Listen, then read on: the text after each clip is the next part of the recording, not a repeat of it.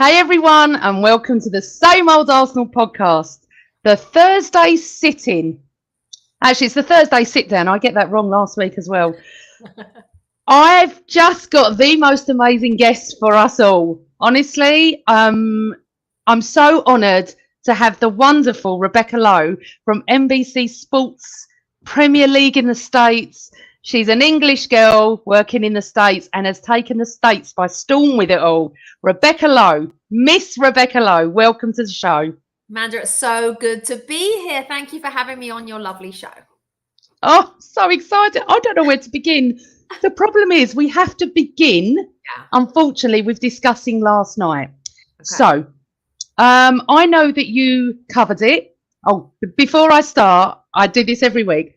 Hello, everybody in the chat room. I do apologise. I got so excited Rebecca was here that I forgot you were all there as well. Hello, chat room. Hello, chat room. She wants to say hello. We've got a few people. Good evening, Lynn. Hi, Lynn. And good evening, Carl. Carl, this could take some time if we go through everybody, but hello, everybody. Hello, everyone. Thank you for joining us. Unfortunately, not been in the best of moods today, Rebecca, if I'm honest. That's nothing to do with you. It's the fact that our team, unfortunately, in the chat room, everybody's a gooner probably. It was tough, Rebecca. I predicted 2-2 because the two things that I felt was, one, we've hit a sticky patch, and two, they are galvanised by the fact that the world's against them with these accusations. I have a lot of Man City fans that are friends of mine, and they all said to me this weekend, we were unbelievably awesome against Villa, which I watched the game. So my head was going, this is so Arsenal, Rebecca. 3 weeks ago, we'd have beaten them. With our full strength sides, with Thomas Partey in, I had that really positiveness that we would have beaten them. Yet Everton sacked their manager and we have to go and play them. We will be the only team probably in the next few months that loses to them. And then obviously we're all pumped up, we're all ready, we get a rumour on social media that Thomas Partey's out. I start going, what are you talking about 4 o'clock? My other half is like, Amanda, it's a rumour. I went, they don't start rumours for nothing. And then when Charles Watts announced it, I can tell you a part of me dulled inside. The excitement dulled. I was just about to go to the Emirates and it dulled because I thought, as much as I'm very happy that Jorginho's with us, he's no Thomas Partey. Wherever anyone says he's no Thomas Partey. And he is one of the most important players, Rebecca. So already I'd said in the car going, we're going to draw or lose. We're not going to win this. And a draw would have been perfect. The atmosphere, for anybody that wasn't there, was absolutely incredible. We knew it would be because the Emirates atmosphere has been incredible all season. But last night, you felt the buzz. You felt all the way through the game. And it just didn't go for us, Rebecca, did it? No, it didn't. And I think, it was the biggest game, wasn't it, in the history of the Emirates Stadium last night? I mean, I think that. I think so. And I think the stadium, I've been there so many times over the years, and I've got to be honest, I've never thought that the atmosphere was where it should be for the size of the club. And that's so much to do with the fact that when I was going there, it was just after the last title and then through the, tough Wenger years.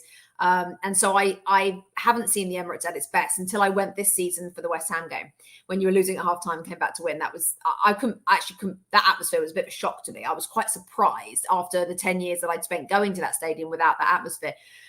Going back to the Everton game, I don't think it's just about sacking their manager. It's about who they hired. I think that was always going to happen when Dyche came in, and that was just such bad timing. I think that your blip has coincided with, just like you said, 2 bad pieces of timing. The Everton change of manager with the bringing of Dyche. They could have brought in anybody and they probably wouldn't have had the bump that they got under Dyche, especially as they weren't very good against Liverpool, which just makes it even worse for you guys. And then the City thing, the galvanization. I mean, whatever happens with Manchester City, they are so lucky to have a man in charge there who is so good at so many things, but my goodness, is he good at the whole siege mentality thing. And that is what he's doing. And my worry, I thought that you would lose. I got to tell you, my prediction was, I do a show called The Lowdown on YouTube, and they asked me about it on Sunday. What did I think was going to happen? I wanted Arsenal to win. I mean, I'm neutral. I'm a Palace fan. So ultimately, I don't care who wins. But for the title race, even though it closed the gap and now they're level on 51 points, I still think Arsenal need a cushion in the title race going into the final 6 games for this to really be tight, because I just think they need that over City in order for it to be. Otherwise, I think City might run away with it. So I wanted Arsenal to win, to keep it where the little cushion going on. And also, I think it would be great for Arsenal to win the league. I think for the Premier League, for Arsenal, for the rest of football, for the neutral, I think them winning the Premier League is what the Premier League actually needs. I don't personally think they need Man City to win again, but we said this about Man United 15 years ago, then when they won it every year. So it is what it is. But you've hit a blip, you've hit a problem, you've hit a wobble, and it's now the Villa game on Saturday. So crucial, you guys. And it's all about, I remember when I used to interview Sir Alex Ferguson on a regular basis as the pitchside interviewer for ESPN for 4 years. And my God, by the way, side note, that was terrifying until we then became like pals, and then it was fine. It was amazing. But he used to always say after a defeat, I don't care about defeat now. I don't care about it. What I care about is the reaction to the defeat. And Arsenal's reaction over the past few games to either dropping points or to losing has not been great. And my concern about Saturday is, are we going to see that reaction on your behalf, or are we not? You got no choice. You've got to win on Saturday. It's gigantic. I was disappointed with the second half yesterday. I didn't think Arteta. I didn't actually think Arteta was quite as animated. I mean, he's always animated, so it's a high bar with him. But I kind of wanted him to slightly lose his rag a little bit on the side. I know that he's been criticised for doing that, but actually I felt like in this particular game, a little bit of naughtiness from Arteta on the side might have been just what the team needed, especially in the second half.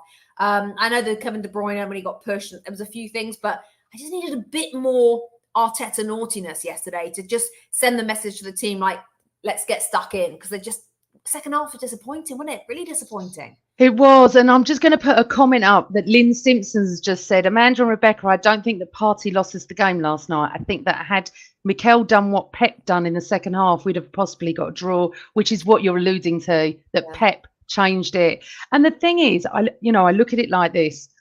You can look on the positive side. We are joint top, okay? It's just goal difference. We have a game in hand, but points on the board are more important, as we know.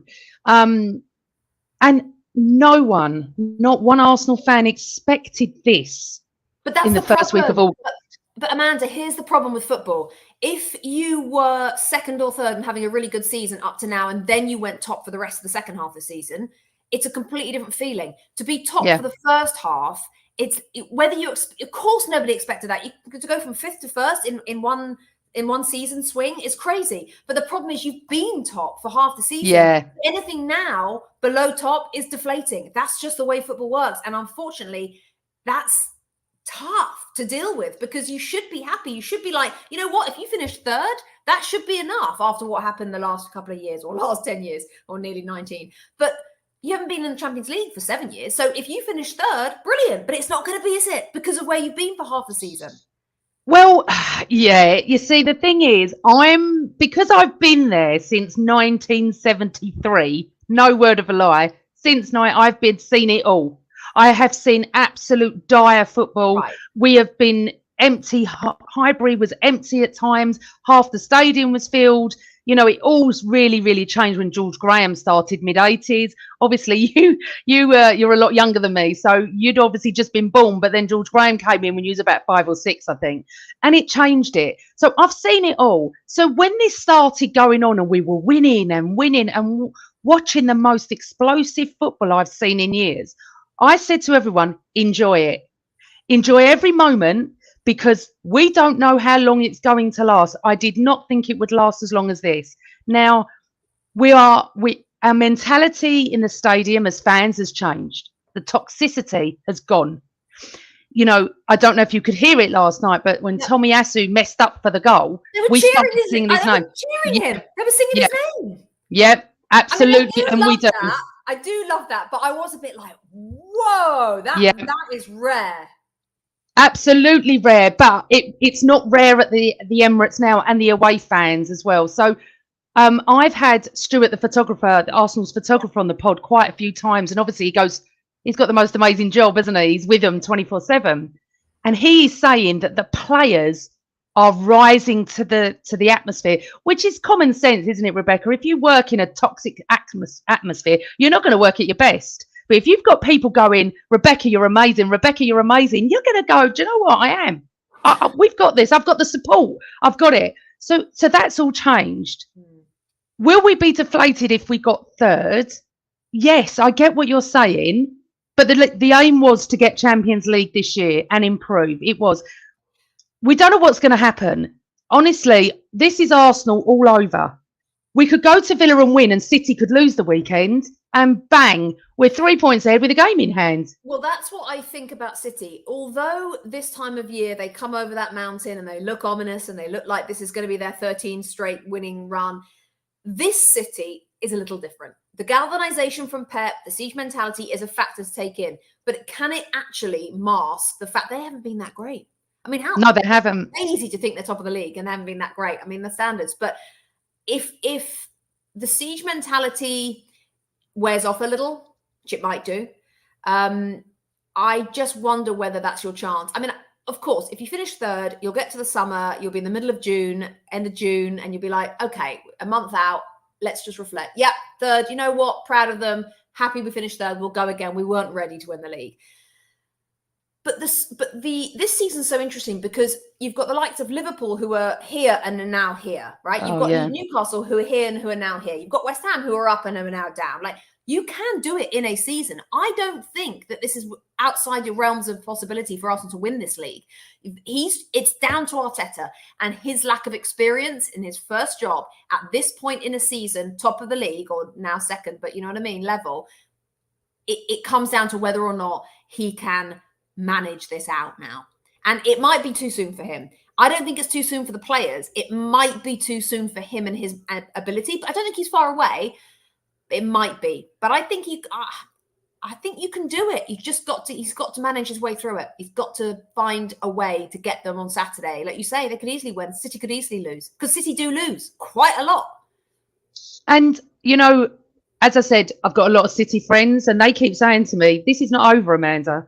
We deserved it last night, but this is not over. We've not been playing brilliant this season.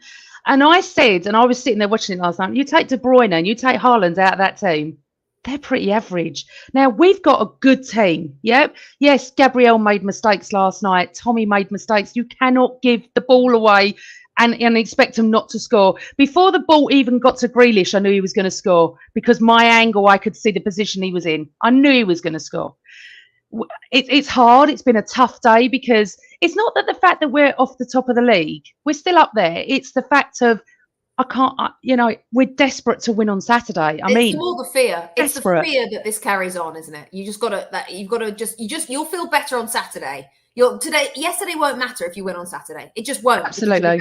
So it's the fear that the blip continues, I think, is the problem. Yeah, and our game in hand is only in a couple of weeks. We play Everton at home. But Everton at home are very different to Everton away. We generally do well at the Emirates. We don't do well at Goodison Park, so I'm not surprised. I was on Toffee TV, which is their fan station, the week before I was invited on. I said to him, it would not surprise me if you get a draw. He laughed at me. I said, no, I'm being funny. I'm not being funny. We don't do well at Goodison. And you've got the new manager, and I know Sean Dyche. I know what he's going to do. And we can't break teams. And that's another thing that's going on. The time wasting. I cannot believe City time wasted last night. I thought they would go. Honestly, Rebecca, I was like gobsmacked. I kept saying to my friends on WhatsApp, "What's your team doing?" They didn't park. Everyone does it. They all do it, and Arsenal would do it as well. They would have done it if they were in City's position. They all do it. But honestly, Ramsdale, I think, occasionally does it. I've seen him do it. But Newcastle came and did it. Brentford did it, and the shithousery that goes on. Excuse my language, because I don't normally swear on this, but oh my god! And we can't even talk about VAR without us being here for an hour. The problem I've got, Rebecca, and I said this from day one about VAR, and I'm going to ask your opinion on it. I never wanted it in the first place for anything that wasn't factual. Anything that wasn't factual. I want goal line technology and whether it's gone off for a throw-in. These offsides by a toenail have ruined football. Forget Brentford. They've apologised. Apparently that's okay. But we lost. We lost 2 points. We didn't lose the game. We may have won that game. We may still be top tonight. I know it's fine margins, and I know every team would think this, but what's your take on VAR? And then I want to get into you, because there's enough Arsenal. I agree with you wholeheartedly. Goal line technology is one of the best things that's ever happened to football, because it adds a bit of drama when we all look at the ref. Is his watch buzzing? And it also is yes or no. There is no in between. You can't be like, oh, but I don't think it is over the line. No, we know it's computer system. For me, get rid of it. For me, get rid of VAR. Keep goal line technology, get rid of VAR until offside is the same, until he gets a buzz on the watch, which tells him he's offside, until we're there. And apparently we're not far from that. We don't need it. The toenail thing for me is a killer.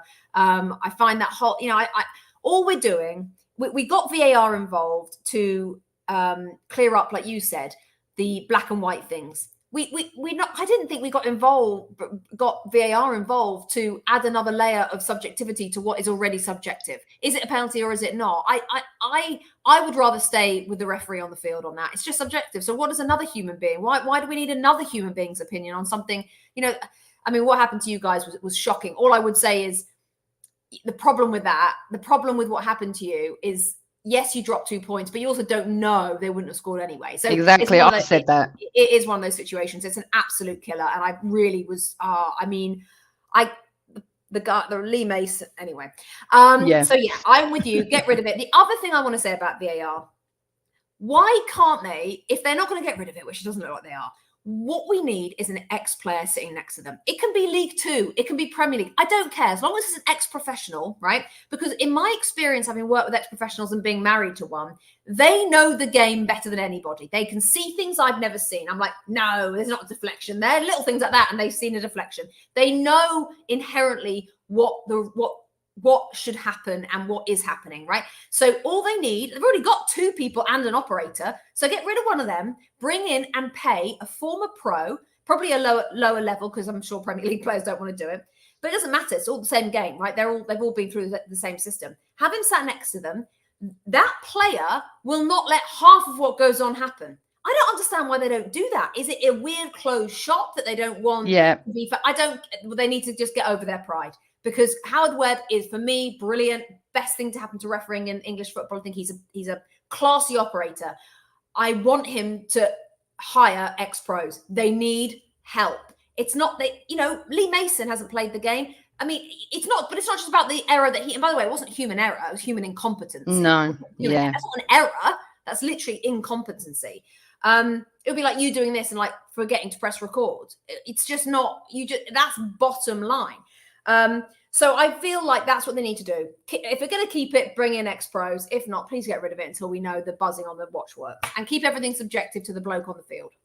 The thing is, Rebecca, you don't even need an ex-pro to draw a line and see who's offside. Well, by the way, Amanda, the lines are, I mean, what is this? This is $1 billion industry. We're doing, I know. The line a bit to I think it's on his elbow. Is that on his elbow? No, it might be on his knee. Guys, let's cut the line. The lines are an embarrassment. We don't need the lines. We just need. I would like to say that weekend, not only Arsenal, West Ham, Chelsea. Yep. Chelsea should have had a penalty. When he literally, and Brighton was embarrassing. Mm-hmm. And I just think, you need, so Lee Mason stepped down, but they'll probably just be about 4 days and he'll be back. So subjective is a problem, because you and I will say, so last night, for instance, a lot of people who are non-Arsenal fans don't think it was a penalty on Eddie, where I've looked at it in 2 different angles. One angle it looks and one angle it doesn't. Okay, so you have to trust the man on the field. That is it. I've got to, we've been there all these years with him, and I'm okay with that, especially now. I mean, I never wanted it in the first place, and it ruins it. We played Man United a few weeks ago, and in the last few minutes, Eddie scores. We can't celebrate, Rebecca. No, that has been ruined. Yeah. Honestly, I sat there and I went, well, we've got to go to VAR. I mean, We should have been out of our seats going mental. We've just beaten United 3-2. Right. It's You're massive. right. I think that's tragic, actually. I think that's It's tragic. tragic. And how have we let that happen to our game? How have we let that happen? That's terrible. Well, I don't know, but I tell you what, I said put me up in Stockley Park for every game, and I'll be able to draw a line properly, know what's offside, know what I think is a penalty. Again, subjective. Anyway, moving on. So okay, so I actually don't know where to start because we need to leave Arsenal behind because I want to talk about you. Okay. Rebecca Lowe, head anchor at NBC Sports. Can you even believe that when people say that to you? It's funny. That's a funny question because I was thinking about this the other day. It's nearly 10 years since I took this job, since I left England. And if you had said to me 11 years ago, this is what was going to happen for the next 10, I'd have laughed in your face, Amanda, for a number of reasons. And so I suppose the answer to that is no, I can't really.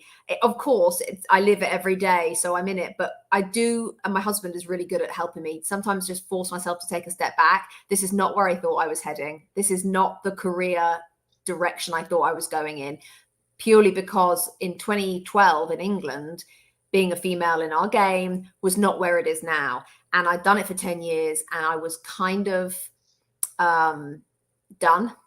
I was kind of done with football in England, the abuse that I would get. And it was so hard.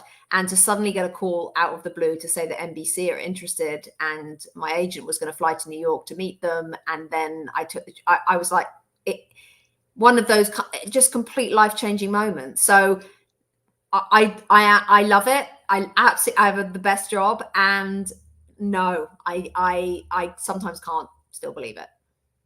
Well, this is a beautiful comment from one of the Gooner gals that I was talking to you about before the show, and they're all going to watch this when they finish their work. But Jessica Shannon, who absolutely loves you, and we love Jess.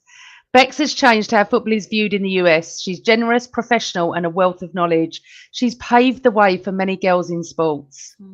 Jess, I love Jess. She's so sweet. I love Jess. That She's so gorgeous. lovely. She's the best. Jessica, do you know what? I so get that. So I can't watch you often. Okay. Yeah.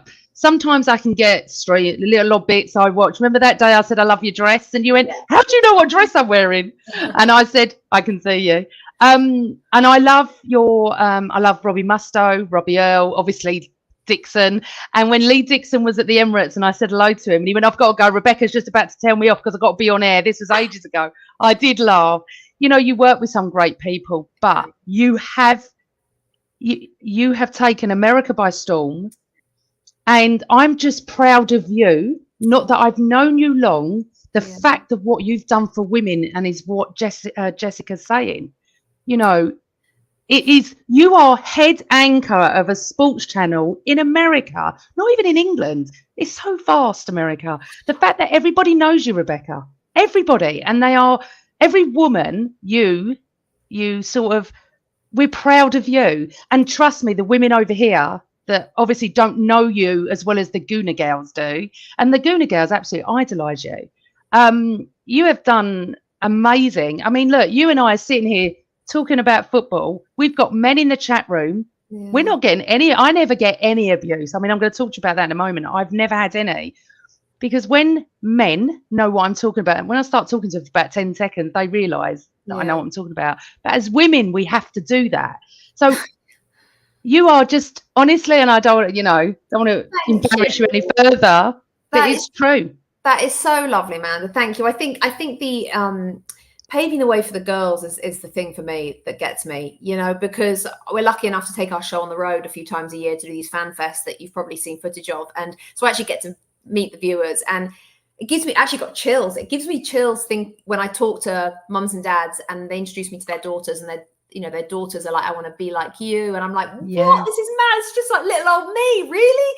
And I think it's hard to know the impact that you have. But the biggest thing is when they say, like, because obviously I've been on the air for like 10 years now. So people have grown up with me. Like people like Brendan Aronson, who plays for Leeds, perfect example. I remember meeting him and his brother, and they were like, oh yeah, we met you once when we were 9. I was like, okay, thanks. We don't need to be like, okay, great. And people have literally, young kids have grown up watching me, and now they're adults.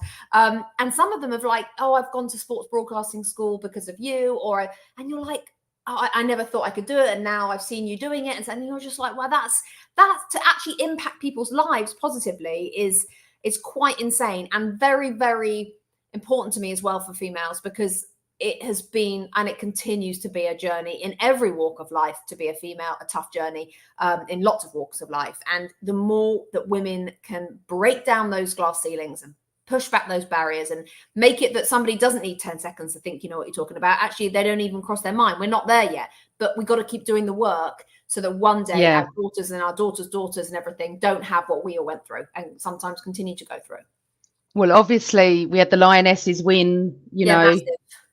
That was just, we brought it home. The boys didn't. I mean, that's game changing, life changing for the country, for the females in the country, for women, for girls. It's game changer.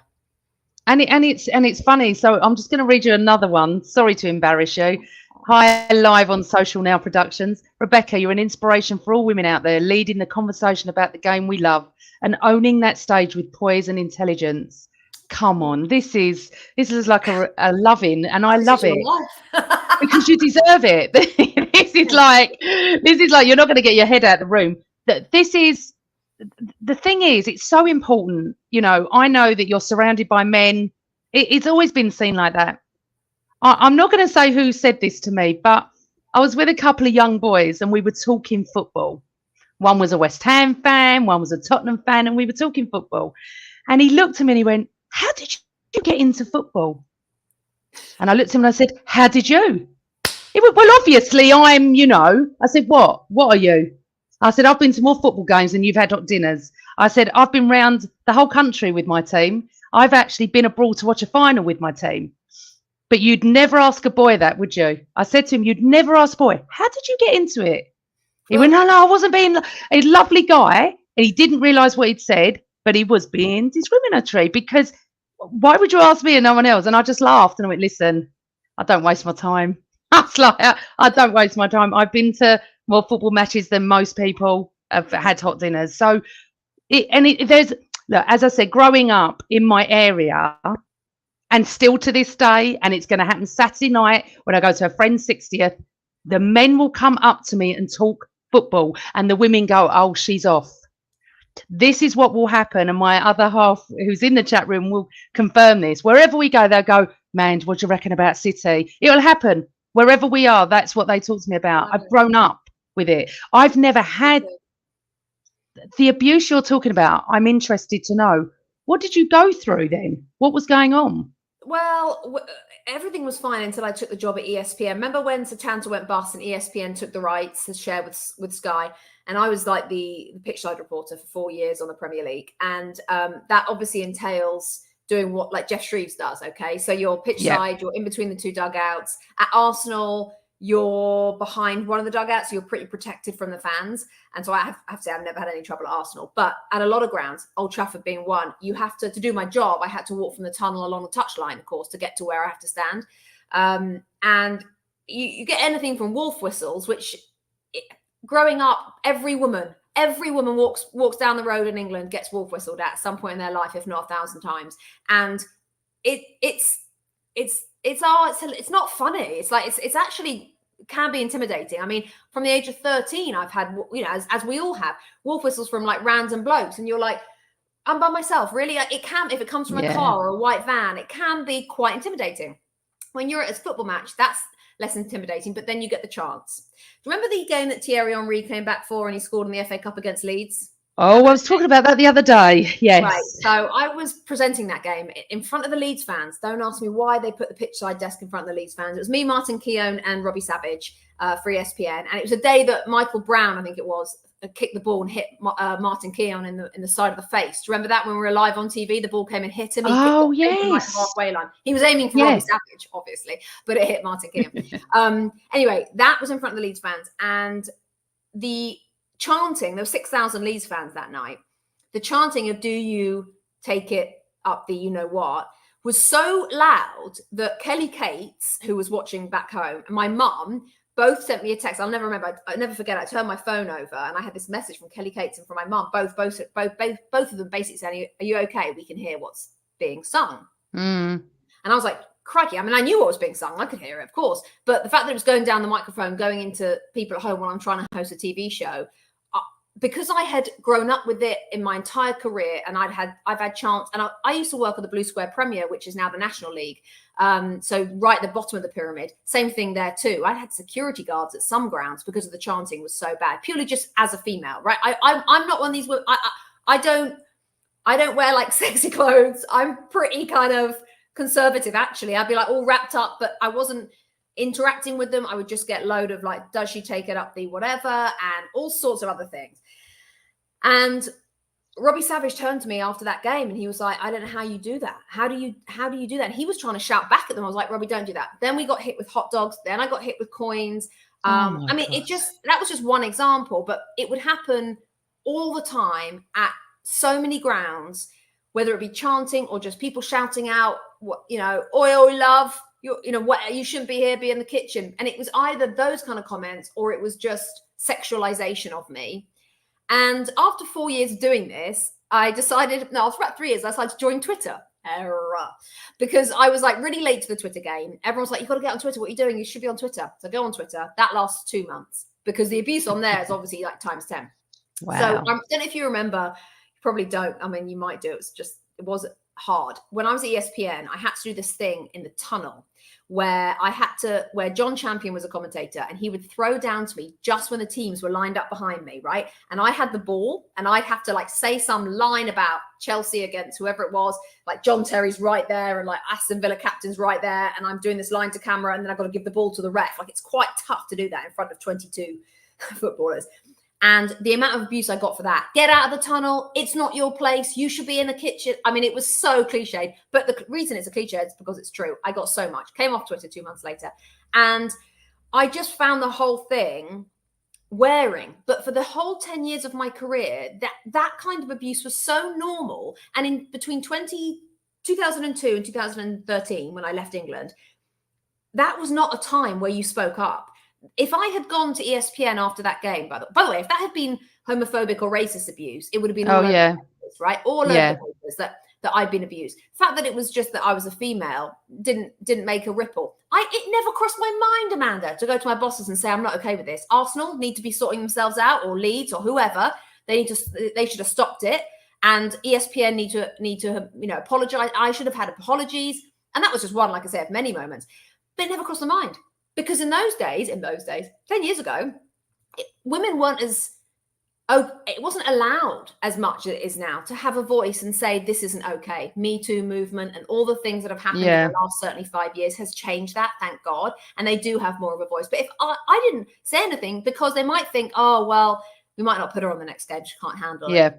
And so I never said it. And it just became normal to me, them chanting those things. And actually, when I left England and came to America, I look back on it now and I think, that was really tough for a long time. Really, really tough. And we're not even talking social media. That was only 2 months. Just in real life, that was tough. Yeah, I mean, it's so disrespectful.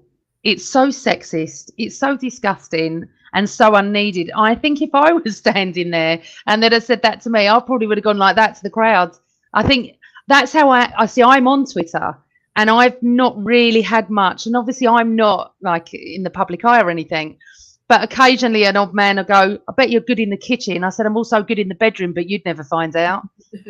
Because that's my way of doing it, is to be sarcastic and show them up. And I don't really get it anymore. Oh, that's great. But that is brilliant. I at the time, I was so young. I was in my 20s. Of course, I didn't even have a comeback. But it bothered me. But it also was like, well, I can't do anything about it, and no one's helping me, so I just got on with it. So I just let it all happen.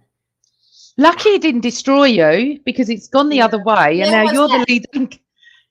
Sorry, I almost left the business. That was what I was trying to get. In the end, and it wasn't just that. I found interviewing managers really hard. Some of the managers were really, really, I can imagine, disrespectful. And not in the same way as the fans, in a kind of nothing. What are you talking about? Show me your questions. Derogatory. No, you're not asking Jeff Reeves to see his questions. Why are you asking to see my questions? Literally, one of them asked, give me a clipboard. I want to see a question you're going to ask me. No, what are you doing? You're just trying to take advantage of the fact that I'm a 27-year-old woman, and you're trying to basically intimidate me. And that was, and I had so many moments like that with a lot of managers. And I got to the point I just said to my husband, I think I'm done. I can't take any more abuse, and I can't take these managers just being so sexist.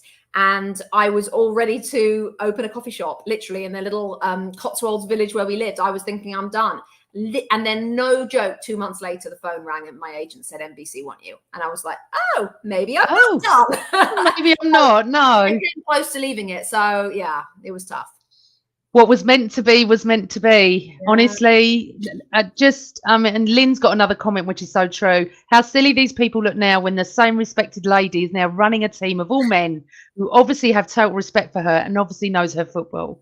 And, women, you do empower us, even though we don't see you. And it's such a shame that you're not on our TV, because I hope one day you do come back and you do head something over here, because we need someone like you. And there is so much, there's so many females in sport that are so wonderful. And you know what? There's so many good men out there as well. The problem is football terraces are probably not the place for it.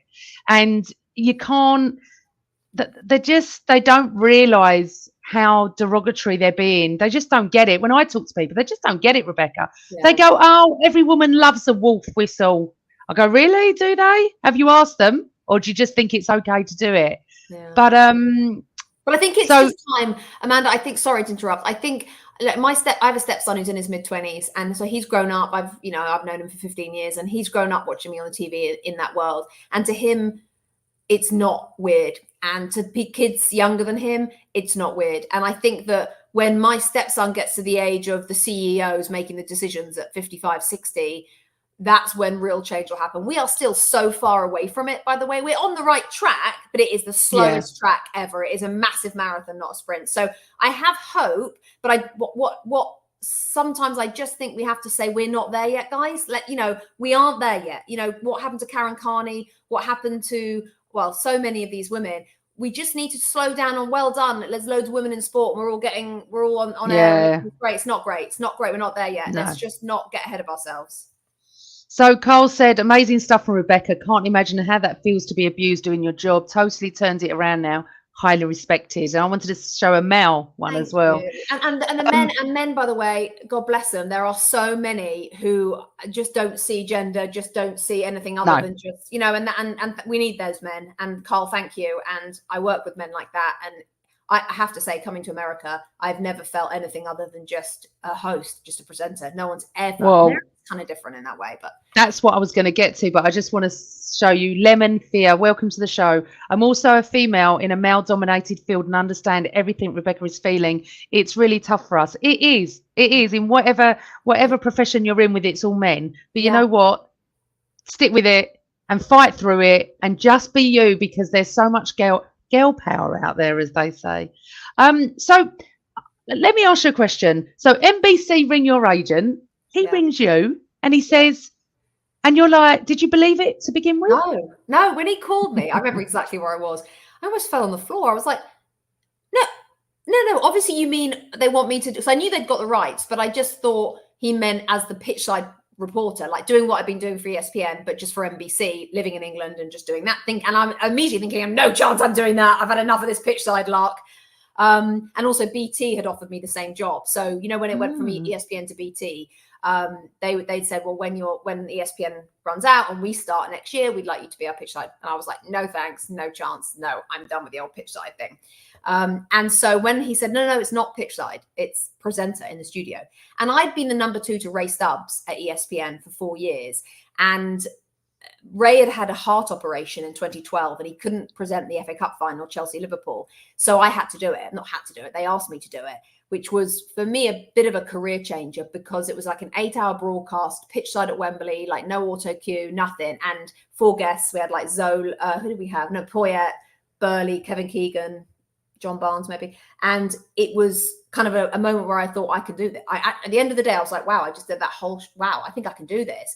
But still not enough to keep me in the job. Still thinking, but I'm just never going to be the presenter. I'm always going to be the number 2. I want to be the number 1. I was 32. And I was thinking, if it's not going to happen now, I've done the FA Cup final, it's never going to happen. And so when BT offered me the job as pitchside reporter, I was like, see, never going to happen. I'm not going to be the number 1 on BT. I want to be the number 1. And so when NBC said, no, this is the number 1, I'm like, oh, okay, this is different. now this is what I feel like I want. And I felt like pitchside job, hardest job in football. No doubt about it. I have so much respect for all the people who do the pitchside reporting. It's hardest, thankless job in football. I wanted to be in the studio. I wanted to be that number one and get a chance to do the massive games and all of that. And this was it. And so I was like, well, let's just, go see them. Let's just double check it is what we think it is. And then, it was. So you signed for NBC. Yeah. What the hell was your first? So I just want to, walking on to the set, the first ever time, what did you feel like? Amanda, terrified. And here's why. Because the television language in America it's like literally might as well be French. Okay. The stuff that they use for different, like going to break, we would say B-roll, I think in England, and in America they call it a rollout. I mean, it's like literally learning another language. I got there July 1st. I was on air like August 9th. And we'd had one rehearsal and I spent the whole rehearsal the day before thinking, I don't know what you're saying in my ear. I don't understand what you're saying because it's like another language. And I remember that morning, couldn't really sleep the night before, that morning, getting to work, sitting in my chair. And I remember the boss in my ear counting down from 10 to 0 before we went on for the first ever show. And I got this frog in my throat and it was a mixture. It was just an emotional, like, I think you're going to mess it up. I think you're going to mess it up because you don't really know what you're doing based on the fact this is all so new. And I was petrified, but it went really well. And ever since then, it's been good. But it's taken a long time to get used to American television. Took me at least 2 or 3 years. But the fear levels were, I mean, I didn't eat for like a week, through the roof. But feel the fear and do it anyway, chaps. Oh, I love that. I've got so many things I want to talk to you about. First of all, I love watching the fan fests. So I can't see a lot of it, but I can see clips and I can see that.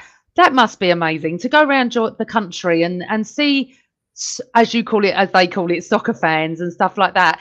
It must be just amazing. So the fact that going from having Leeds fans be so disgusting to you to having these kids that want to be you, you know, it just must incredible to help other people, Rebecca, to help other women as well. And we're not making this a woman only show. It's not about that. It's about the fact that this lady that went over from England to the States has got one of the best jobs ever. So Carl has a question, and this is going to be one of my questions as well. And I know I haven't got you for long. I cannot believe 42 minutes has gone. My thing that I'm supposed to be doing at 5 has just been pushed back. So I do have a few more minutes if you wanted to. Thank God. You tell me when you've got to go. Let's just carry on. Okay. Carl wants to know, who is Rebecca's favourite ex-pro to work with and why? I was going to ask you that. Oh, I love so many of them. There's also a few I don't. No, I don't have a favorite because that would be harsh. I mean, of course, and I'm not just saying this, but my team of Robbie Muster, Robbie Earle, Tim Howard, Lee Dixon, Graham Lasso, those 5 people, you're never going to get. And we have Danny Higginbotham as well and Stephen Warnock. But the 5 that I work with week in, week out, you're never going to get better humans, right? So I just love them so much. In terms of before I was at ESPN, or before I was at NBC, Steve McManaman takes some beating. Steve McManaman is like one of the world's nicest people. I absolutely loved him. He was just, from the very first day I met him, and I was like intimidated, Macca, Real Madrid, Liverpool, England, like Euro 96, just the whole thing. I was like, Steve McManaman. Just couldn't have been more normal, more gracious, more just welcoming, accepting. He was lovely, as was John Barnes. John Barnes, just absolutely first class human being. And there's been others as well, so many others, but I just, those 2 really stand out for me as being so accepting from the moment they met me. And I'm assuming there were maybe some that weren't. I know you're not going to mention them, of course, but was there the odd ones that you just, felt a little bit like they disrespected you a little bit? A little bit talked down to at times by some. We did a show called Football Matters, me and James Richardson, way back in the day, like 2009, on Setanta, late night, Monday night, 10 o'clock, like random studio audience, like just a random show, but kind of fun if you could find it. And we would get people on there who would be like a regular, like a Craig Burley or a Steve McManaman, and then we would have like a comedy or a referee or somebody a bit different, and then we'd have one other ex-pro, and that other ex-pro was like new every week. And so it could be just be anybody, usually an out of work manager or a just retired player. And so it was hard to kind of get a rapport with those particular guests. I found that quite difficult. And so sometimes I think they viewed me as like James Richardson. Everyone knows James from Football Italia, Gazzetta dello Sport, whatever he did. And then it was just like, oh, the blonde who's with James. And because I was working at the same time doing the Blue Square Premier, not a lot of people, this was before I got the job at ESPN. So not a lot of people kind of knew that I was anything other than just this blonde who sat next to James on the sofa. And I did find those extra guests sometimes a little bit dismissive. I wouldn't say disrespectful. I'd just say dismissive. Like they just would talk to James and not me. And that was hard. As the years have gone by and the world's changed with social media and the ability to see clips and the ability to see. And it's funny because I don't quite realize, I think, that NBC is relatively well known in England in terms of our coverage is relative, especially in the industry, but it's relatively well known. So people kind of do see me a little bit more than maybe I thought they did. Now I get surprised, but everyone much better now. But in those 10, 15 years ago, there were the odd dismissive person. Yes, I can imagine. So Newman, who is a mate of mine on Twitter, said, 2 great ladies. Rebecca inspires young women, and PG, which is my nickname, is an Arsenal fan legend. I love you, Newman. Aww. I know. See, I love it when, I know it sounds funny that men say that you inspire as well. I think that we've come so far with the man and the woman thing with football. There's so many women at football now. I don't even think about it anymore. When I was at Highbury, God rest her soul, we had Maria, who is Mrs. Arsenal, bless her. Me, my friend Jan, who sat behind me, and another lady. Didn't see anybody else. There obviously must have been, but there wasn't many. Now at the Emirates, everywhere. We're everywhere. It's fabulous to see. I completely agree. I used to go to Selhurst Park as a teenager growing up, me and my friend Rachel. And, we would be the only females we'd see all the way there in the stand and all the way home again. I mean, there just weren't any other females. And we were obviously weird back then in 1996, or clearly like standouts, like a sore thumb. Didn't feel weird. To me, it's football. I loved it. It was in my blood. So it wasn't weird. It was weird that all the other girls in my class didn't go to football on a Saturday. Like, why are you not going to QPR? Because we lived in Ealing. So I'm like, what's wrong with you? Why are you going shopping? Why aren't you going to QPR? Like, is that so? Other people, for me, it was like weird that people didn't go. But I'm the same. But I tell this story quite often. Casey Stoney, who of course played for England, Manchester United women's manager, now manager at San Diego Wave over here, women's team. My husband was assistant manager to her last year, and she told a brilliant story. She got 3 kids and little boy, 2 girls with her wife Megan, and a little boy called Teddy, same name as my little boy. And apparently he's only about 5, maybe 6. Apparently he said to her a year or so ago, he turned to her and he said, "You know what, Mum? Men play football too."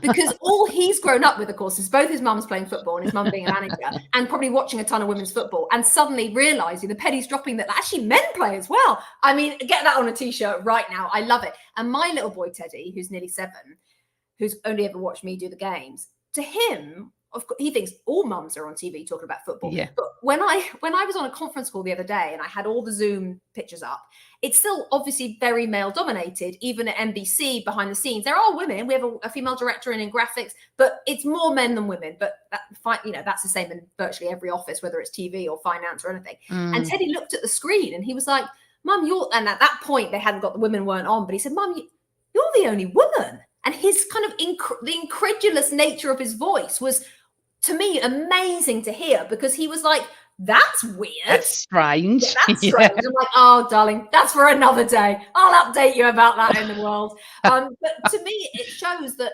at nearly 7 years old, he's seeing everything as equal. He's not thinking it's weird that I do football. So it is a bit weird, though, that there's loads of men on the screen. It's quite interesting that. I'm quite encouraged by that. That is lovely, the new generation. I've got so many people who want to say things to you. Right, let's see this one. Lawrence Emmanuel, welcome to the show. Rebecca, do you remember meeting me at Los Angeles Fan Fest at the Coliseum last year? I was wearing my Arsenal shirt with Liam Brady on the back. She didn't believe me when I said I was from Cockfosters. Oh, I remember the Cockfosters. Okay, can I just put it out there? I do talk to about 2,000 people, but I was going to say that. I do remember, because I think I also was like explaining then to somebody about how Cockfosters is always the end of the line, and you're like, "Oh, this is the train to Cockfosters." So yes, I do remember you, Lawrence Emmanuel. Love, thank you for coming to the Fan Fest. How great was that, by the way, in LA? Oh God, it would be fantastic to have stuff like that over here. And Yeah. this is the train to Cockfosters, which is what you said. Perfect. Okay, so Jess is back. I wonder if you feel the acceptance in the US versus UK could be connected with the high popularity of women's sports in the US, particularly football, has been strong and more normalised for longer. I get that. It's a good question because the US women's national team regularly get more viewers than the US men's national team. So I know what she means by that. I think that does help, definitely. And Title IX, which I think in the 70s, Jess or no, which gave more power to female sport through college and everything, is a big deal. I think the reason why it's different is kind of twofold.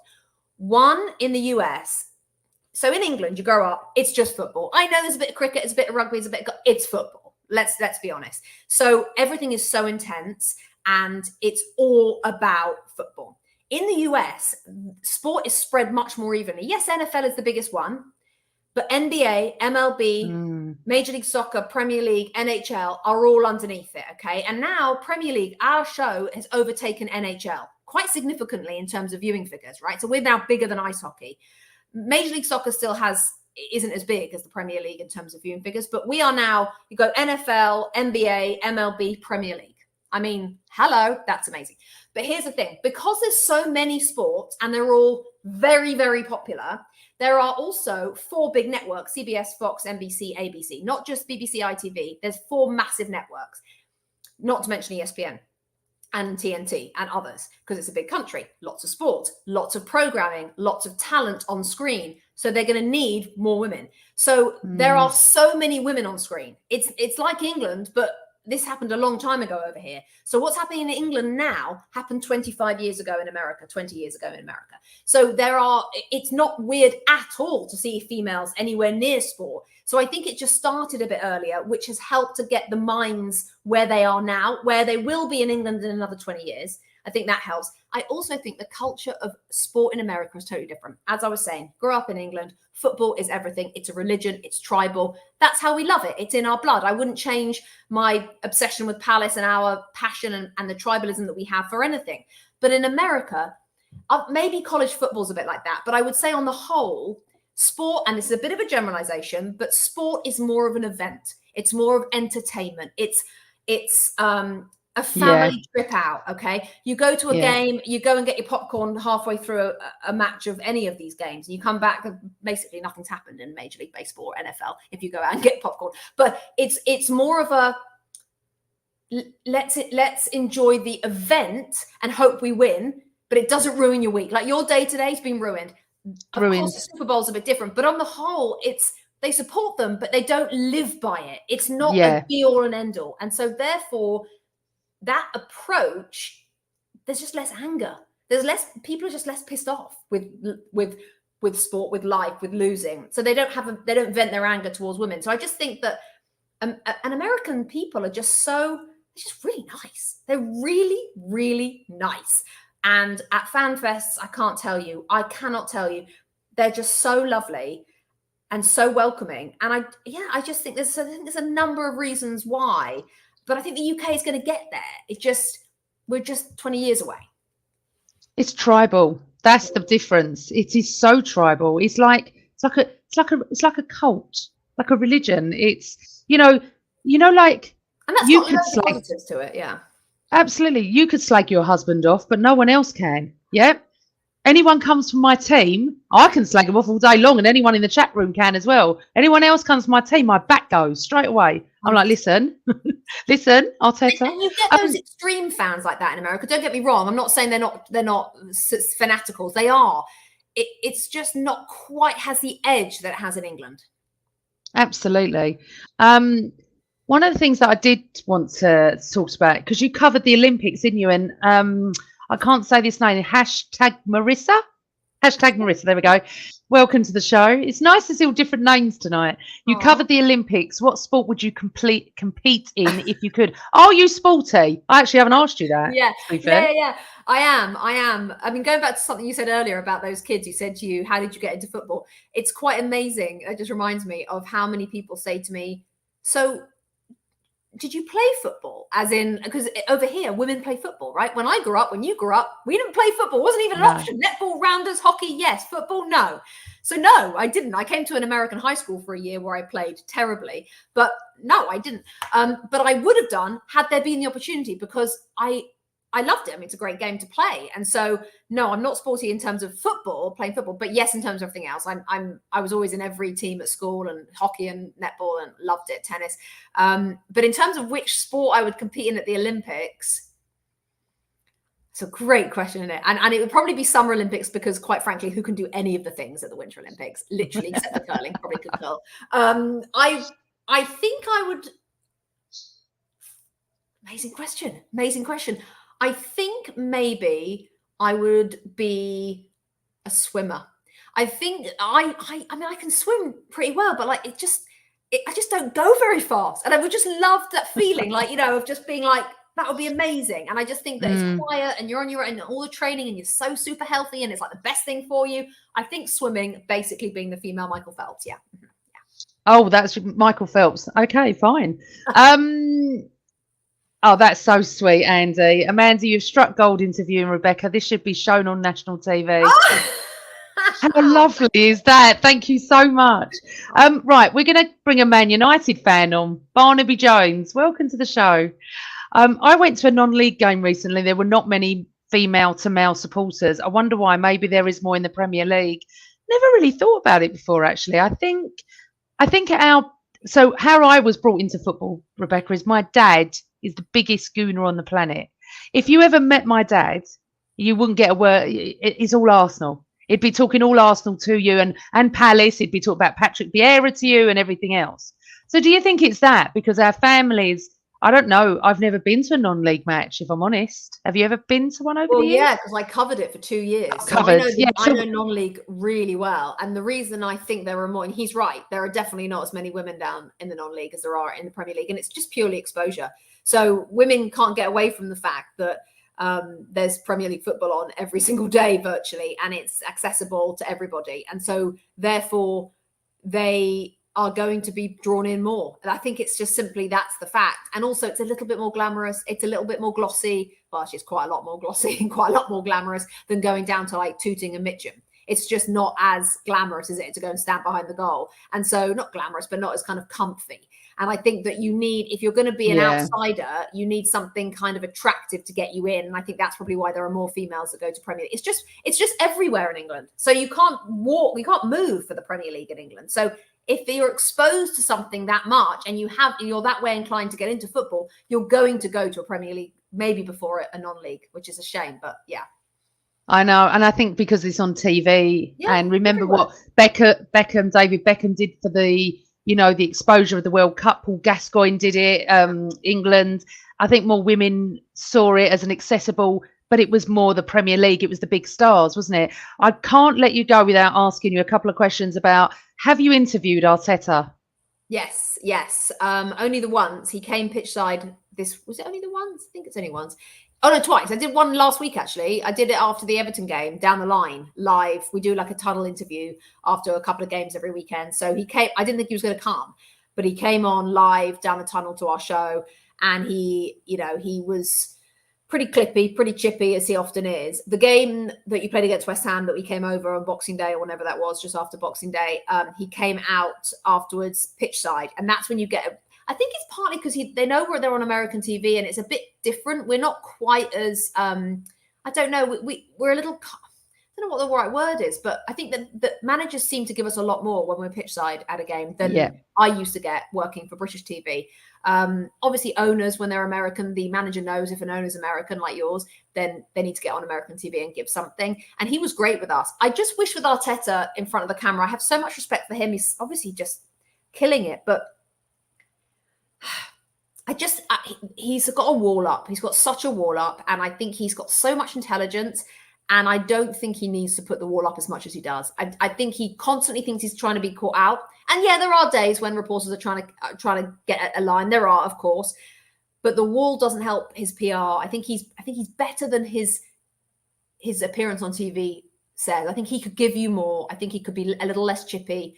I think he could be more open, because he's got such great things to say. He's not the only one, by the way. I mean, Klopp, Pep, they can all be, David Moyes. There's so many managers who are like that. And I think it's a shame. And I think with Arteta, he could give you such wonderful answers. He's just, as they all are, nervous about being caught out and saying the wrong thing.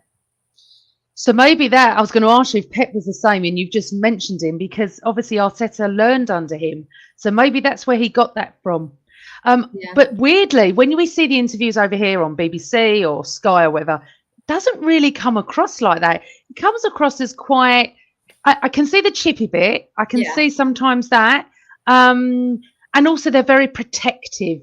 Pep's protective of City, Klopp of Liverpool. Can't, as I said, can't criticise them, you know. And I think Arteta, we've got the youngest team in the Premier League, I think. And I think he's just so protective of that. And he's in a massive job, and I love him, Rebecca. I absolutely love him. It's just right. So another quick question for you, which is something else. Have you seen All or Nothing on Amazon? Did you watch the Arsenal? Yes. Did your view change of him or not? Yes, because I think it did with Arsenal fans. Absolutely. I've got to be honest with you guys. First couple of episodes, I'm thinking. And this was before, obviously, when I was watching it, it was before you guys had started this season and done really well. And there was, Arteta out for like 2 years, right? So the first few episodes, I'm thinking, the You'll Never Walk Alone thing. And like, oh, God, cringe, stop. Maybe slightly not big enough for this job. And then as it went on, he grew on me more and more. He's so blooming serious, though. My God, it's so hard to get a laugh out of him. I mean, does he ever laugh? I really don't think he does. The odd smile. I'd love him to be a bit less serious. But I then started to think, actually, and then what I did was I asked a lot of the ex-pros, like, tell me, what are your impressions? Because I was interested to see theirs. And he changed a lot of people's views. He really changed a lot of people's views. I think he did. I mean, his halftime team talk's just exhausting, aren't they? Just screams at everyone in a kind of positive way. But like, it's just a lot. And some of his what's the word, like not gizmos, but random things he does, like when he gets the whiteboard out, or he has the whatever thing he put in the middle of the dressing room, like that can be a bit like, now is that just a kind of what are we doing here? Is that really going to help? Like the You'll Never Walk Alone perfect example, it didn't help at all. But that's him just experimenting, and that's okay. Everyone keeps forgetting it's his blooming first job, by the way. First ever job. Well played. And Lynn Simpson said, Rebecca and Amanda, I just feel that because of the pundits always trying to put Arsenal down, he won't give them any more ammunition. And I think there is a lot of that. It is a little bit, and I think a lot of clubs think that it's like Arsenal against the world. I mean, you've got City against the world at the moment, guys, and it does feel like that. But it feels like Palace against the world too. Trust me, every team, every club, every fan sits, everyone hates their club. It's true, and I can tell you from experience from just this season, the people at NBC, that pundits NBC, all are so refreshed by Arsenal. They're not, and I'm sure it's the same in England. It is refreshing, so it's not anti at all.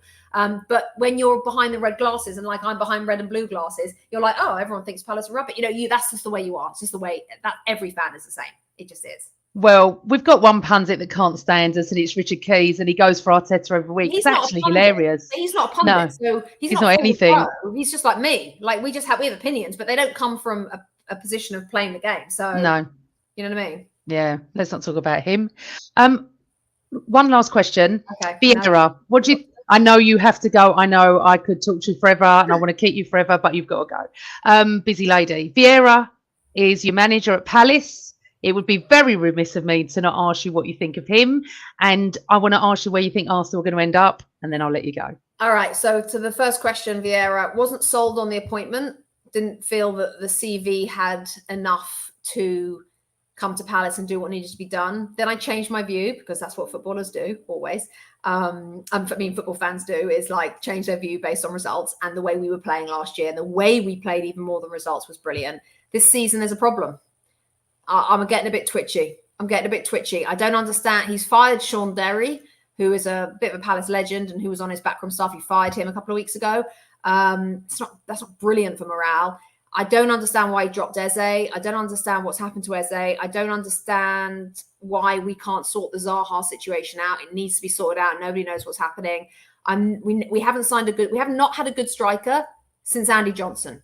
So there's a problem with the recruitment, and Vieira needs to find a striker, and we keep buying ones that aren't very good. So I like him.